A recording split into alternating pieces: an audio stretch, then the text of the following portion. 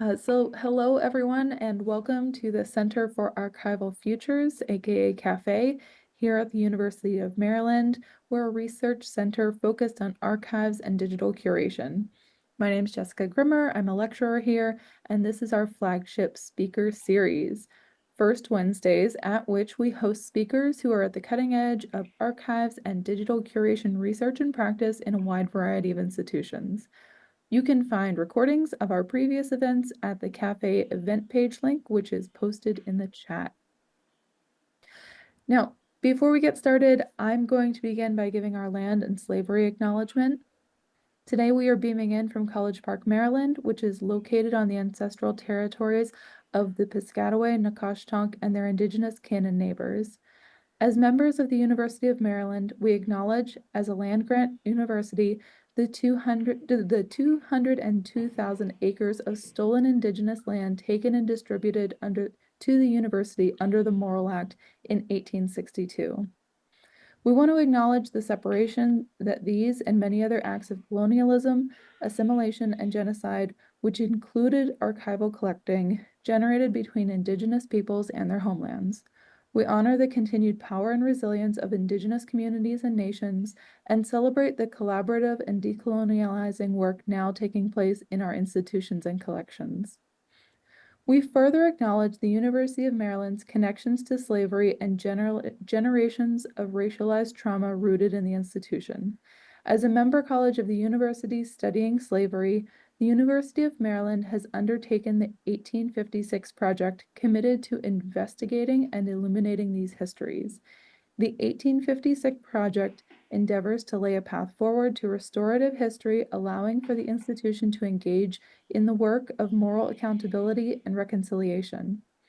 Through this work, the University of Maryland recommits itself to creating equitable, inclusive, and diverse curricula and spaces. Also, as a reminder to all the students in our audience, we have a new tradition at CAFE, following the norms at many academic institutions and traditional seminars, of offering the first opportunity for questions in our audience to our students. For those here who are students, especially our MLIS students and student archivists of Maryland, please do prepare your questions, and you're welcome to ask them in the chat or by raising your hand to unmute after the talk. Now, I am so happy to introduce our guest today, Dr. Jimi Jones. Dr. Jones is a scholar and researcher specializing in audiovisual preservation, digital archiving, and media technologies. He is the co-author of The Future of Memory, A History of Lossless Format Standards in the Moving Image Archive, which examines the evolution of video preservation standards and the social dynamics shaping their adoption. Jones's work explores the intersection of technology, policy, and archival practice with a focus on open source solutions and collaborative approaches to digital stewardship. He has worked closely with archivists, developers, and preservationists to document the shifting landscape of audiovisual heritage in the digital age. Jimi is currently working on a research for his next book, which will be about horror hosts and their place in American television history. Today, his talk is entitled The Future of Memory, Navigating Standards in Audiovisual Preservation. Join me in welcoming Dr. Jones. Hi, everyone. Thank you, Jessica. Thank you, Paris. Thank you, Victoria. Thank you, everyone, for having me and arranging this for me. I really appreciate it. Shout out to Travis Wagner, who is now, we stole them from you, I believe. They are now here at the University of Illinois, who put me up to all of this. And we're very glad to have them.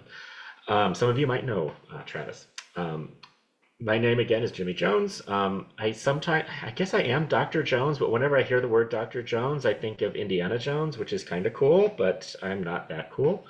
And last thing I want to say about me is I used to work at the Library of Congress, and when I did, this is about a dozen years ago, I lived in University Park.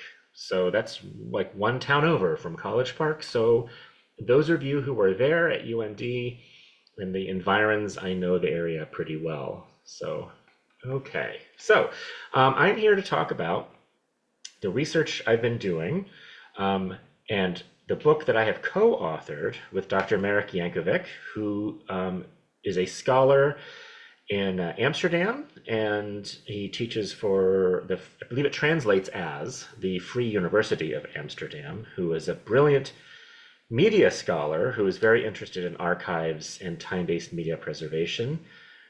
We've been working on this book for about, oh gosh, time means nothing anymore. Sorry, and I'm reeling from last night's debacle there in DC. I know some of you probably are feeling me on this.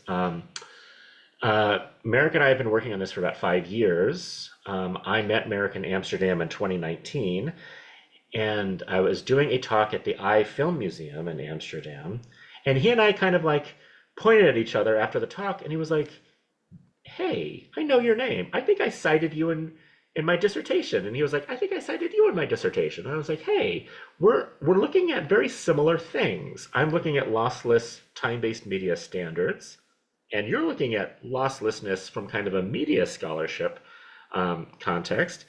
Wouldn't it be interesting if we took our dissertations and kind of merged them into one big thing, one big work?" And so 2019, right before the world changed with COVID, we met, and that's kind of how this all started. And by the way, when we come to Q&A time at the end, I'm very happy to talk, obviously, about this topic, but also about what publication looks like in academic presses and stuff. If anybody wants to talk about that, I'm very happy to talk about that as well. It's been a very good experience for us. I'm very excited to say this book comes out in July. Here is the cover.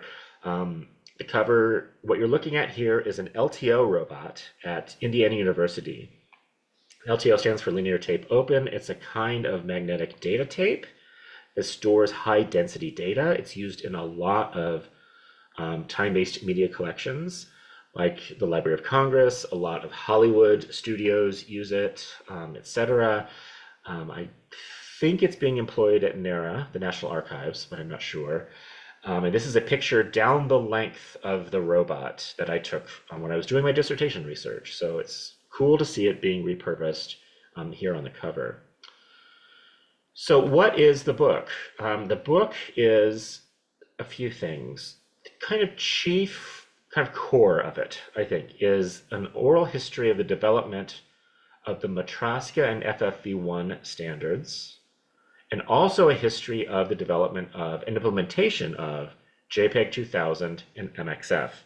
FFV1 and JPEG 2000 are lossless image compression standards. JPEG 2000 is used in digital cinema. FFV1 is being used in a lot of university and European time-based media archives. FFV1 and MXF are containers that contain, among other things, video essences and sound information and so on. And MXF is part of digital cinema. MXF and JPEG 2000 are used at the Library of Congress, particularly at their Culpeper facility. It's about an hour south of Capitol Hill. They're digitizing time-based media. And Matroska comes to the archives world largely from online distribution of media content. More on that in a bit.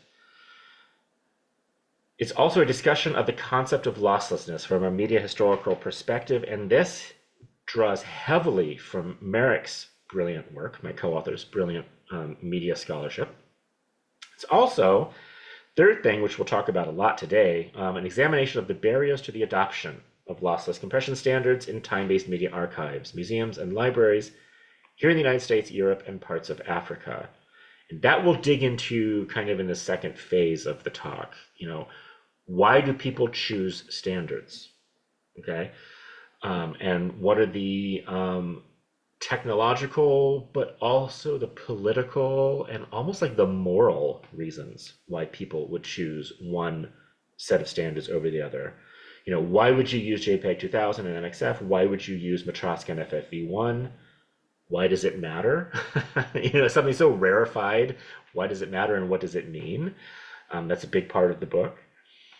Specifically, how have FFV1, Matroska, MXF, and JPEG 2000 standards evolved to fit the needs of the AV preservation realm? Because none of these time-based media standards came from libraries and archives. They've all been kind of cribbed from other domains, and they kind of landed here in what we do, okay? And why are libraries and archives choosing to adopt the ones that they choose to adopt? So specifically, we're looking at pretty closely at a document that actually, to be transparent, I worked on in the early days of this document at the Library of Congress many years ago. We're talking 2010, 2011, 2012, called ASO7, which is a specification for how the library created high quality digital video, preservation quality digital video, in this case, out of magnetic video in the analog domain. Okay, so how do we digitize video, and what does it look like on the back end after we digitize it? ASO7 was developed out of MXF and JPEG 2000. And the reason, one of the chief reasons why, is because MXF and JPEG 2000 came to us from Hollywood and the broadcast world. So Hollywood and American broadcast, two really big centers for content that the library collects, both from copyright deposit and also from the broadcast world. So this is an example of a very large institution choosing to align with the for-profit world for reasons that are probably pretty apparent because of the kinds of content that they collect. That's the LOC. We're also looking at the domain of Matroska and FFV1 as it's being specified and has been standardized by a working group that is part of the ISO, the International Standards Organization,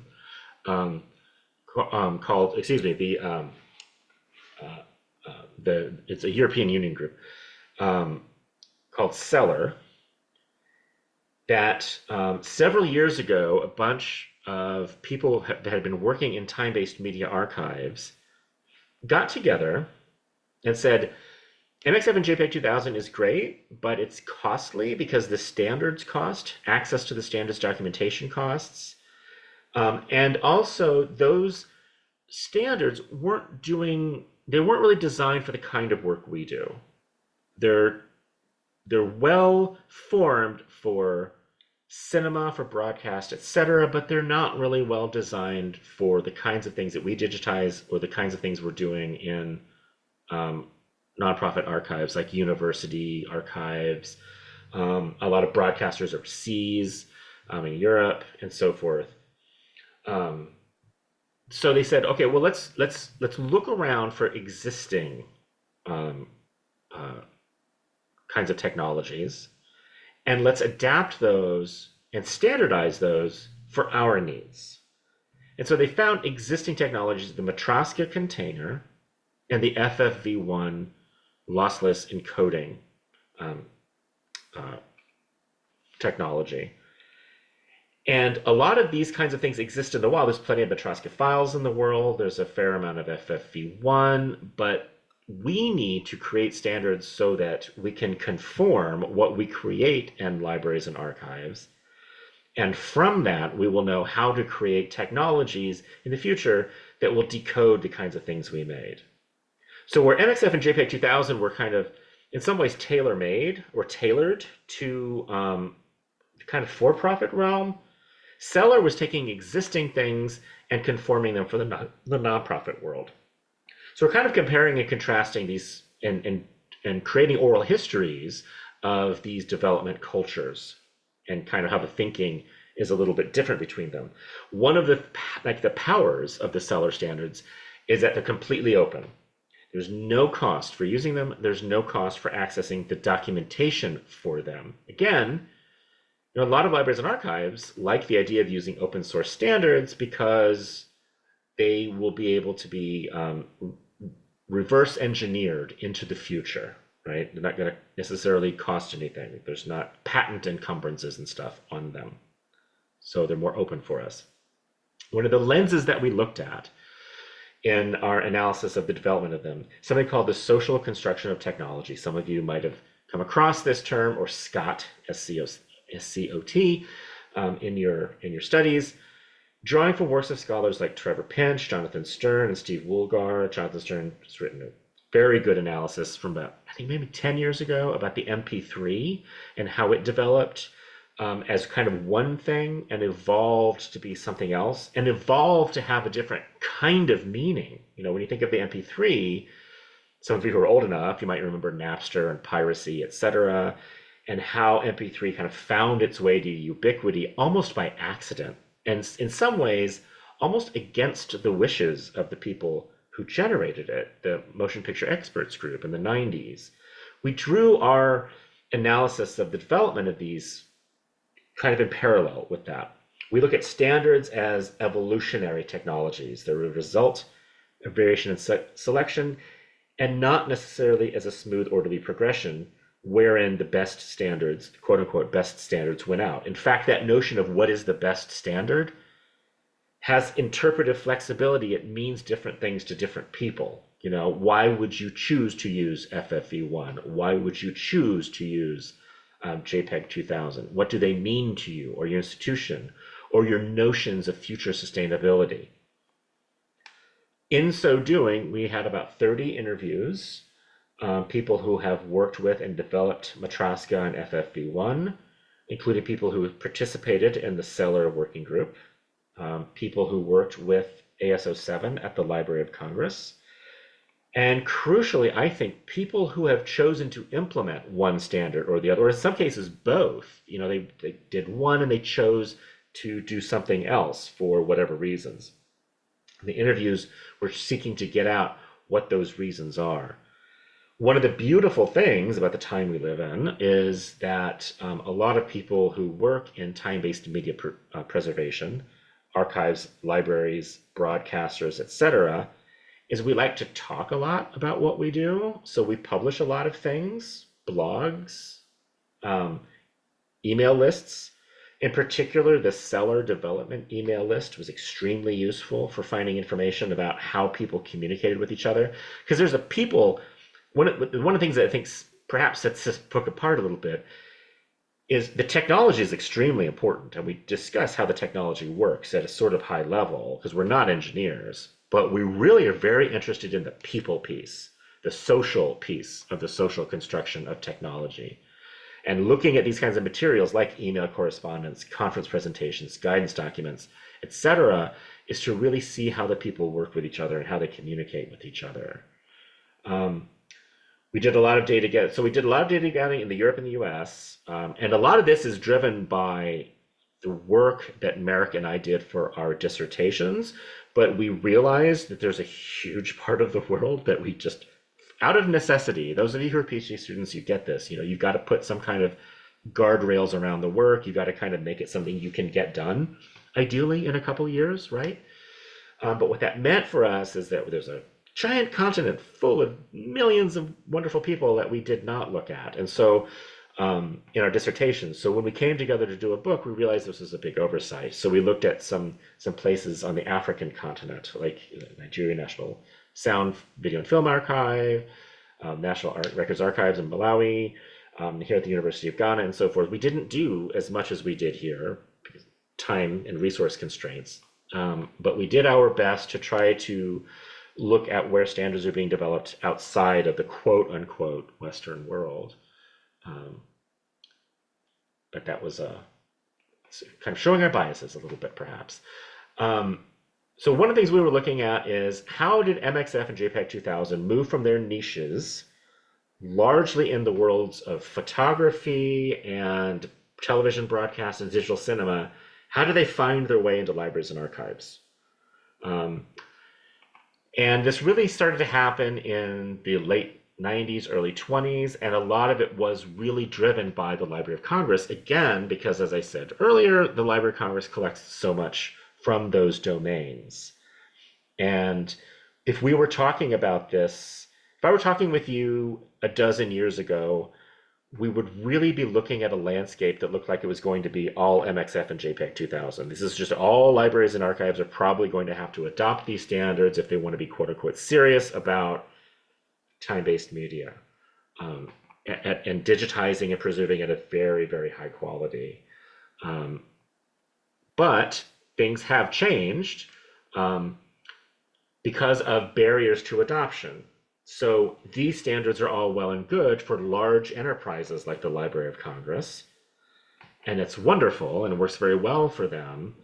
But a lot of institutions don't have the kind of resources. And of course, LOC does not have infinite resources. I know this from working there, but they are a much bigger entity than most libraries and archives.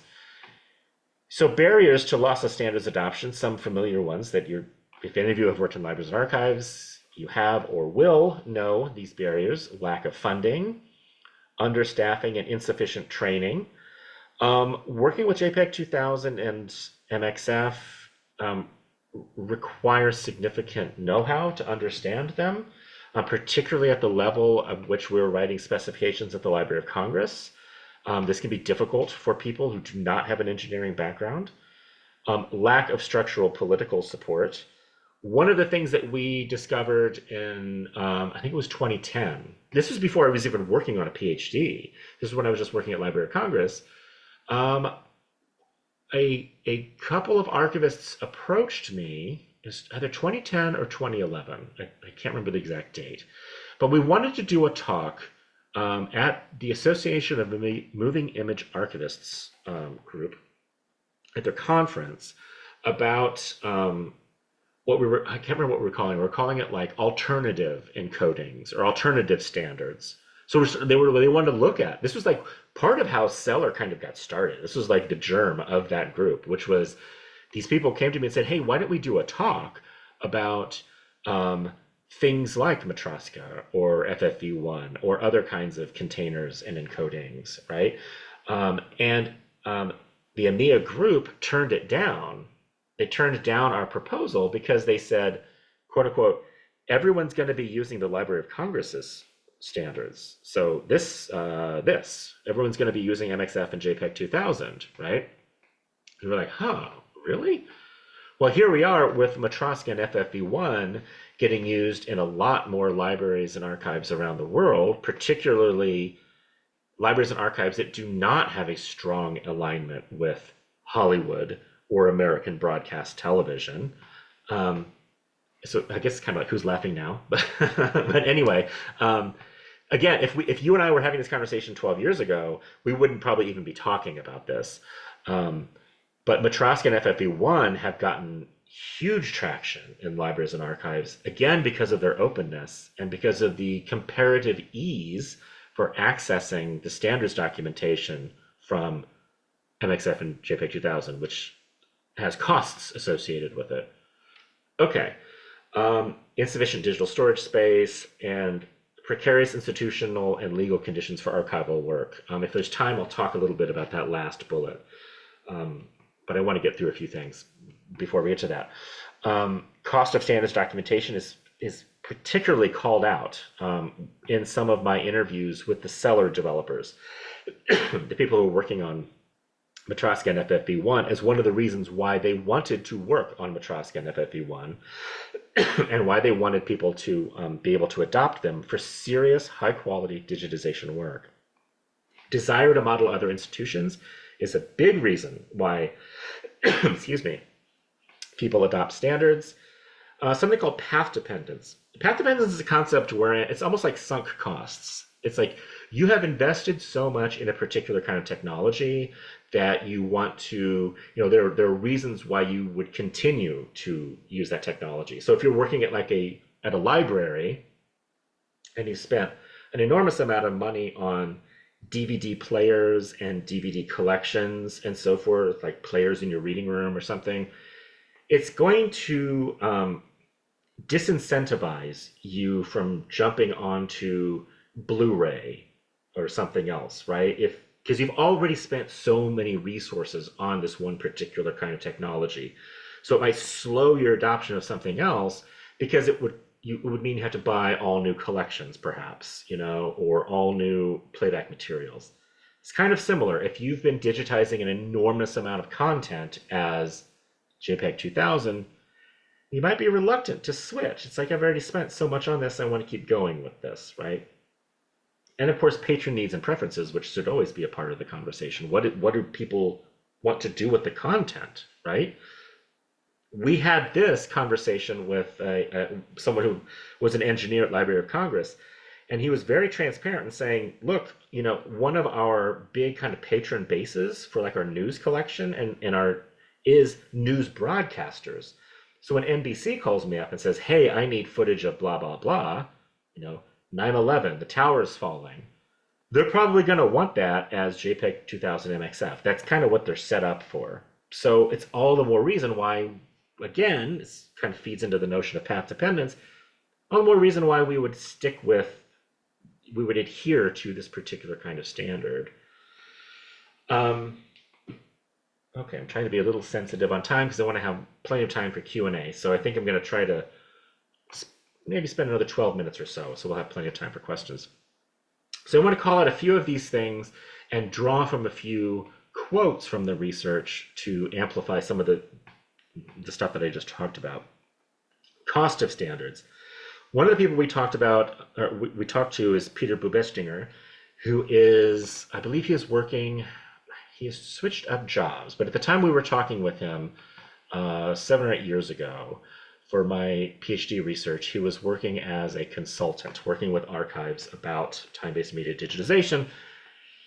And he was very frank about cost of documentation as a hindrance to the adoption of certain standards like JPEG 2000 and MXF. And he says it could cost a few €1,000s. That's a lot of money to start to dig into the standards documentation to really understand at a deep level to figure out how to implement MXF and JPEG 2000. That can get very, very costly, particularly when talking about an institution that has not just time-based media, but any number of kinds of standards, right? Any number of kinds of things they have to spend money on. It's a really hard sell to the bean counters who are your bosses in an institution, that we have to spend a lot of money so that we can access standards, so that we can create technologies to decode these files properly, right? So again, one of the things that makes makes Matroska and FFV1 more attractive. And Ashley Bluer, who is an American, one of the people who worked on the Cellar standards, said very frankly, SMPTE or ISO is going to charge people money, and it's going to become like a closed standard. Closed standard meaning it's like a black box. I don't know precisely how this technology is working, okay? Because I can't see how the standard works. And that was completely unacceptable for us morally. And I feel like that last word there is super important. There is a morality layer for some of the adoption of standards. One of the really big players in the movement for FFV1 and Matroska to find a certain level of ubiquity in time-based media archives has been Indiana University, this gigantic media digitization project they did over the course of about a decade. They just wrapped it up pretty recently. And one of the people who ran it was a man named, is still there, I believe, named Mike Casey. And when I interviewed him, I asked him about a white paper that he wrote, wherein he explained why Indiana University was taking the then fairly controversial, this is like 7 or 8 years ago, to adopt FFV1 and Matroska instead of aligning themselves with the Library of Congress and other big institutions that were using the JPEG 2000 and MXF standards. And basically what he said in the white paper was, we want to align ourselves with the open source community. It's very important for IU, and in particular the IU Media Digitization Program, to align ourselves with this community instead of the for-profit world. And in our conversation, he noted that New York Public Library, one of the reasons why, again, another huge player, decided, I like what they're doing over there, I want to go with FFV1, was because they saw Indiana University do it. One of the sub-themes of this work is that, um, again, it's kind of a social dimension. It's a social way of thinking that people will align themselves with another institution that they look up to or seems to have a similar kind of profile or size to theirs. And it's one of the reasons why, it took a few years. It was like everybody was kind of standing around a pool and nobody wanted to be the first one to jump in because they didn't know how cold the water was going to be. But then when they saw Indiana University jump in and say, hey, the water's fine, everyone started jumping in. And so FFV1 and Matroska, there's been massive adoption of it over the past like 5 years. And it's largely because of these big profile places like IU that's done it. Also true overseas, Erwin Verbruggen from Sound and Vision in Netherlands, he had a really interesting stuff to say about kind of the emotional piece. It's so funny because it just seems like, how could you have emotions around how you're digitizing your video? It just seems so specific, right? But a lot of these people were just like, oh no, there's a deep layer here because we know that we're digitizing for the historical record. We are trying to preserve this stuff for the future. So it's incumbent upon us to try to future-proof the stuff, right? And what that means is there's going to be a lot of emotion around like what we're doing. Like, hey, do we want this stuff to be able to be decoded later by tools we have to purchase or standards we might have to purchase to access? Or do we want to digitize this stuff in ways that are more open than that? As he says here at the end, what kind of group do you want to be a part of? He said they can be kind of quote unquote tribal, a little bit of a fraught word, I suppose. But you see what he's trying to say here. It's like, who do you want to align yourself with, right? Here's a bit more about path dependence. Path dependence is a situation wherein you've invested so many resources that you kind of have this momentum that's kind of sweeping you along, right? Library of Congress, whatever they want to do, even if the engineers decided for some reason they didn't want to use JPEG 2000 and MXF, well, they're kind of locked in because those are the core specifications, core standards for the digital cinema specification, right? So they're locked in. There's a kind of path dependence there and an alignment that they have to kind of follow, right? And James Snyder, former video engineer at the Library of Congress, makes this very specific, like I was saying earlier. If we went to NBC and said we want all the copyright submissions to be an FF from Matroska, they would say no. They'd be like, no, here at NBC, we've already spent billions of dollars on tech and people and years and content in this one particular way. That's heavy duty path dependence. And a person that we spoke to, Bright Joshua in Malawi at the National Records and Archives there, in this case, we were talking about the MP4, the MPEG-4 video standard, and flavor of video. But he has something, he was talking with us about how a lot of the digitization technologies they were using, the physical hardware, came to them, I believe it came to them from a company in Germany that donated a lot of this just for the effort for them so they could digitize a lot of film and video stuff that was at risk. But what it meant was we just have to digitize the way this technology came to us, and all the presets are for this particular kind of MP4, and so that's what we're going to make. More on that in a minute. That's why, so at the end of the research, so kind of almost to wrap up here, we looked at all of these things like path dependence and standards and stuff, and we started thinking about, well, we need to have kind of a nod at least towards where we think this research should go, right? I mean, that's something that's pretty de rigueur for any kind of scholarship book, paper. You think about the landscape, what's going on, the story you're trying to tell, and where you recommend things should go. And this conversation with Bright Joshua in Malawi got us really thinking about there's work to be done of standards. Standard is a technology, a kind of technology. Standards are technologies that sustain neo-colonial relationships, because we were really troubled by that's interesting that the technology came from Germany, and it's not to put Germany in any kind of a poor light, but like, it came from the quote, again, quote unquote, the West to Africa to digitize. Is it worth talking about standards as potentially colonizing technologies, right? The people who are using this technology in Malawi, they can't get under the hood and really change the technology of the digitization software and hardware they were using with, right? They're pretty black boxed. And while it's wonderful that these technologies came to these people for very little money to do this important, necessary work, is it worth thinking about? Well, I mean, if any time a technology comes to you and you don't have any particular agency over it, could it be said to be sort of colonizing?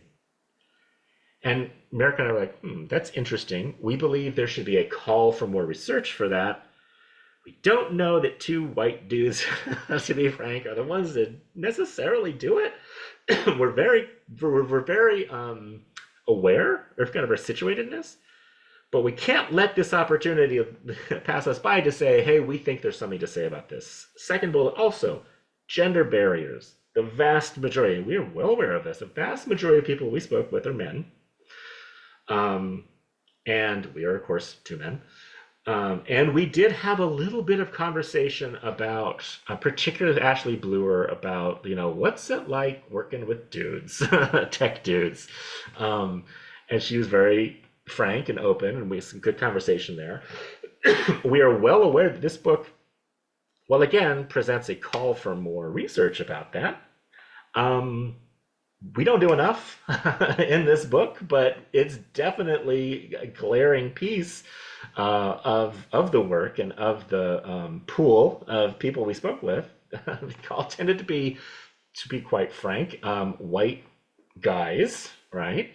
So we know that that's there. Merrick beautifully did so much wonderful research about women in tech and women in standards development and added that into the book. But again, we know that is something that, again, we are calling for more. He found this is Merrick, who found this wonderful quote that I think really undergirds the larger conversations in the book. Whoever sets the standard has the power, and I'm really thinking about this, and the first and second bullets here. So our book is, among other things, a call for more research along these lines. We're very well aware that it's limited and we know who we are. But we believe there should be more here. So with that, I feel like this is probably, so I've got 20 minutes till. I have, by the way, I've given the slide deck to my wonderful hosts, so I'm sure people can, I know this is very, very text dense slides, so I'm sure they will happily make them available to you. And you've also got my email and Dr. Marek Jancovic's email as well. I think what I'm going to do now is I'm going to stop sharing my slide deck and let's just talk. If you all want to just talk. Thank you, Jimmy. I'm just jumping in to say let's all give a virtual or emoji round of applause. Thank you so much. And welcome to our lovely audience. And thank you all. And we'll have a moment for some of our student attendees. If anybody would like to ask our first question, we'll give you a minute to form that thought. And you can either raise your hand or place your question in the chat, and we can read it out for you if you like, or you can unmute. Cool, and I can now see the chat too, so I can. Excellent. I can read things aloud or just answer them, whatever you prefer. Yeah, that sounds great, Jimmy. We'll leave it to you. Let me scroll down, not seeing any questions yet. I've got one, if you don't mind. Absolutely. Yeah, so Jimmy, that was a wonderful talk. Something I was wondering for a little bit more detail about is you were talking about the cost of the documentation and accessing the documentation.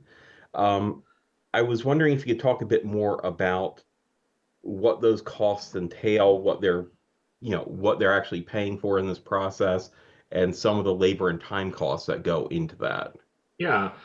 Um, not sure. I'm not sure as much about ISO, but like SMPTE, the Society of Motion Picture and Television Engineers, that's a working trade group that publishes standards like MXF. um, some of the costs can be that you must be a member of that group, and sometimes that is expensive. I don't have numbers in front of me, but that can be hundreds. It can also be that even as a member of the group, or if you are not a member of the group, you have to pay a greater cost to access the documentation, and that can be hundreds to thousands, depending on what you're accessing. Um, can you Google around and find these things? Probably. I mean, yeah, they're probably out there. But if you're doing it quote unquote the right way, you would have to go through the front door and pay for access to it. What's that paying for? Well, I mean, part of what it's paying for is the labor. SMPTE is a group of people who, like so many of us in academia, do a lot of stuff for the love of the game, and they don't get a salary in doing it. Like when you're collaborating on a standards document, um, it can cost hours, many, many human hours of labor that's uncompensated. And I think part of what SMPTE is trying to do is recoup some of that cost.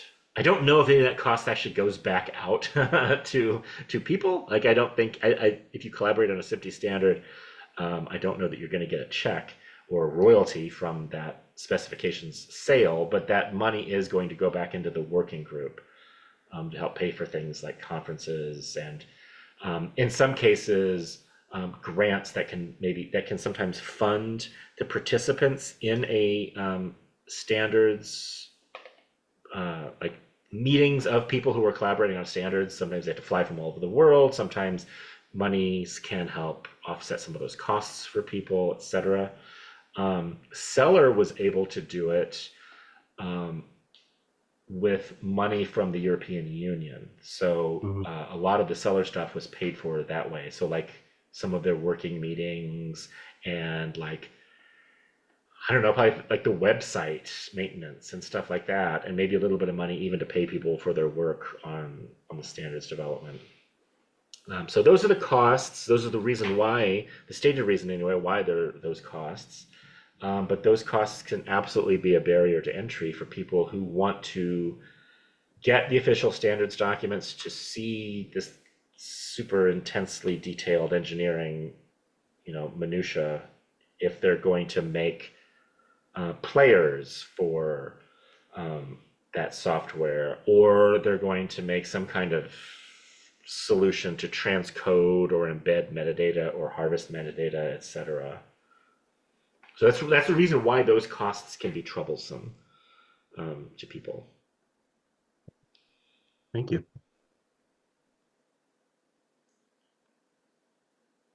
Thanks for your question, Brian. Yasmin, go ahead. Would you like to unmute? Yes. Hi. Great. Just want to say thank you so much, Dr. Jones. This was a very interesting topic. I'm very interested in audiovisual archives. Great. And I was just wondering, so FFV1 and Matroska were sort of seen as alternatives and more open source alternatives specifically to XMF and JPEG 2000. And so you mentioned that was happening around 2010, 2011. And I was just curious if there's any other formats that have emerged in like the last 15 years that have become other alternatives to the FFV1 and Matroska, or if those ones have been solidified as like the best alternatives that you have right now. Oh, good question.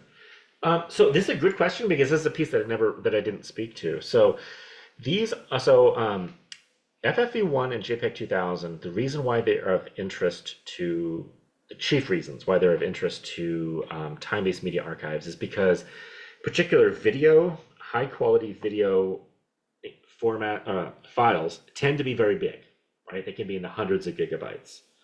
When you're talking at scale, then you get into the terabytes and the tens and hundreds of terabytes very, very quickly when you're doing digitization of video in particular, moving image, let's say film or video. Lossless encoding means that you can digitize at a high level of quality. You can compress that down, sometimes by a factor of like 2. So you can chop the size down in half effectively for storage. And then when you take it out of storage, you can kind of open it back up again and make it playable as high quality. In other words, losslessness can double your storage infrastructure effectively. So you can see, again, when you're talking at scale, that can save you a lot of digital space and by extension, a lot of money to store this stuff. So an alternative would be uncompressed, and there are different kind of flavors of uncompressed. And uncompressed means there is no added compression employed. It's just an enormous file, all the kind of, as I like to say, quote unquote, it's all there. No compression has been added. That is safe in that it's all there, and it's probably all there, and those standards are pretty set and not probably going anywhere. The problem is the file sizes. Again, at scale, the file sizes can make for an enormous storage infrastructure that's very expensive. This is the appeal of lossless encoding. That's why we're even having this conversation. And even though storage space has come down significantly in cost and seemingly continues to do so, when we're talking about massive enterprises like Indiana University, the Library of Congress, NBC, Hollywood production companies, etc., you see that, like, okay, that actually really does matter. Taking that file size down, at least for storage purposes, really does matter. So alternatives to that are the uncompressed, like V210 and I think UVUY, I want to say. Might be getting those. I'm not an engineer. I'm kind of, I pretend like I am. There are these flavors of uncompressed that I would say are the alternatives, but they're not super appealing for a lot of institutions because they take up so much space. And the tension, your question puts me in mind of another thing I didn't really talk about, but one of the tensions of the adoption of FFV1, and in particular Matroska 12 years ago, was, and again, I'm thinking in particular of Matroska. Matroska has been used a lot in the online piracy world, okay? So the BitTorrent world. So if you've ever, and I won't tell anyone, but if you've ever downloaded an MKV file of like Game of Thrones or whatever, that MKV, that is a Matroska video file. One of the reasons why that has been so heavily employed in online piracy is because Matroska has always been an open specification. Meaning, if you've got a tool that can make it and you got a tool that can decode it, you don't have to pay anyone. And you can develop tools. If you're a coder and you're savvy, you can make things that can make those kinds of files and decode those kind of files.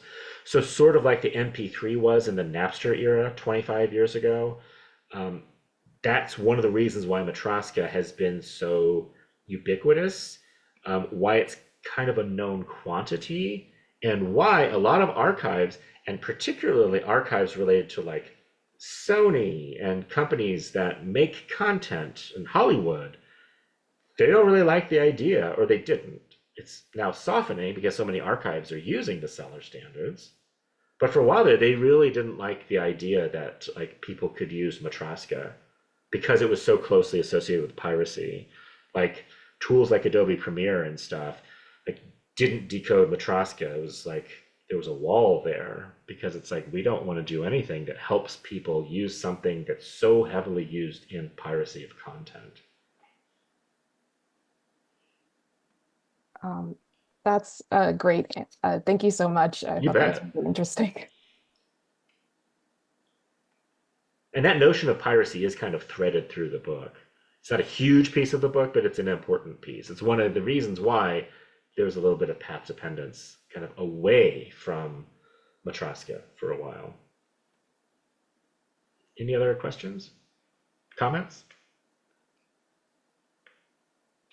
I'll jump in with one unless we have anybody eager to ask a question. But so one of the things that you touched on is these essentially working groups, people gathering together to keep defining and refining standards over time. And it's one of the harder to measure costs of open source. Do you have a sort of a read on how healthy and robust the community for various standards that you looked into is, or how robust the communities are, and like what are things that organizations or individuals can do to make sure that they're involved in the standard? Did you find a lot of people were kind of doing this in their own personal time? Was Oh it yeah. sort of earmarked through their own Oh, institutional time? oh yeah, yeah, yeah. And I think I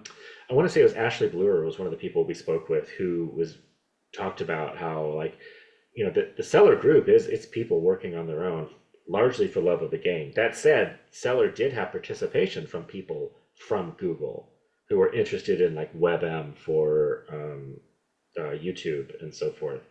Um, yeah, a lot of has been so it's interesting. Okay, so there's an old some of you stop me if you've heard this one before, but one of the people I interviewed said, one of the things about open source is great, but open source is free like free puppies, not free like free beer.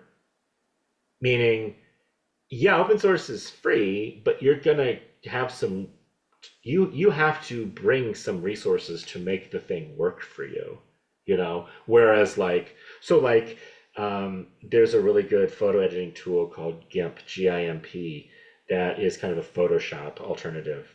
It's free. You can download it, put it on Mac or PC or whatever, and it works well if you know how to work it. But because it's been so many people, like you were saying, kind of developing it together loosely, kind of in their free time, or at least that's how it started, and really, really like relying on the implementation community to help them with bugs, finding bugs, and then helping them squash the bugs. Whereas like Adobe employs people to do all that, presumably, in theory, before they release it. When you get Photoshop, it's, in theory, more formed. When you get GIMP, it's a little more like, you're not paying for it, right? So like, don't complain if it doesn't do exactly what you want it to do. Like that is kind of how things started. And Seller was really aware of this. They were like, look, there's a lot of there's a lot of Matroska in the world. And there's a fair amount of FFV1 in the world. And what we're trying to do when we create these standards is make them backwards compatible enough with the existing files, but also provide it kind of like from here going forward. If you want to be in alignment with a standard, you can develop your tools so that your FFV1 files will look like my FFV1 files. Your Matroska containers are going to look like my Matroska containers. And if I make a solution over here, it's probably going to play for you. Like it's probably going to work with your files, etc. So yeah, it was an extraordinary amount of work. A lot of it was, like I was saying earlier, like uncompensated. At this point, these things are mature enough. There's enough encoding and decoding and metadata harvesting technologies with them that they're pretty stable. But in the early days, again, if we had talked about this even like 5 or 6 years ago, it would have been like, yeah, they're working it out. They're working it out, but there's this implicit understanding that the people who are using these standards know full well that they're, you get what you pay for. So when you get something for free, just understand, that it might be a little rugged. You know what I mean? But So do you we think, probably kind of moved past that a little bit, I think. yeah, so what's the role, given that we have a lot of the next generation on the phone here, Yeah. what's their role potentially in standards adoption and making sure that these different tools and technologies are functional in the future? Yeah, I think, one of the things I did for Library of Congress is I worked for a web resource called the Sustainability of Digital Formats, where we're looking at a lot of different kinds of formats and encodings, and helping people make assessments about what is going to likely be sustainable long term. And one of the things that we looked at was adoption. If something is really, really well adopted, the likelihood is there are going to be solutions to decode it into the future. So, like AVI, even if Microsoft stops making AVI, there's so much of that content out there, like MP3, like which I guess no one actually owns the patents on anymore. I think that it's now open effectively. There's so much of this out there that we're probably not going to have to worry about tools in 50 years for decoding it. Someone is going to come up with that if they haven't already, because there's just owing to how much stuff there is in this flavor. So for all of you, I mean, I would encourage you all to really strongly consider the open source world. Look for alternatives. In the audio domain, there's FLAC, the free lossless audio codec, which is another thing Seller has been working on, which we really don't talk very much about in the book, because we're mostly looking at moving image.